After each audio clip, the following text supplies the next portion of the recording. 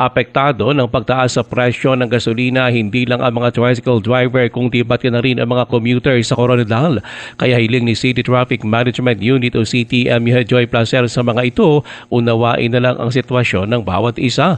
Paliwanag pa ni Placer, gustuhin man ng mga tricycle driver, hindi sila maaring basta na lang magtaas ng pasahe dahil dadaan pa ito sa mahabang proseso sa sanggunian.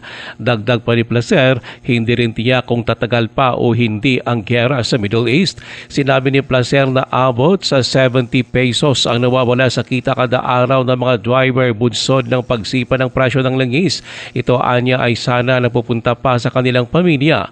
Ayon pa kay Placer, marami sa mga pasahero sa Coronadal ang naunawaan ng sitwasyon ng mga driver at kusa nagdadagdag ng pasahe. Pero meron naman anyang mga nagmamatigas. Sa aton amigos ng mga drivers, sige lang kay total damo naman ang nakaintindi na naghahatag man sang sobra sa 15 pesos. Kung may magbayad sa inyo 15, ilabi na kung estudyante, ibatunan nyo lang sa mga pasahero. Tani intindihon man naton ang kahimtangan sang mga drivers naton sa subong nga panahon. Si CTMU Chief Joy Placer, Ruel Usano, NDBC Vida Balita.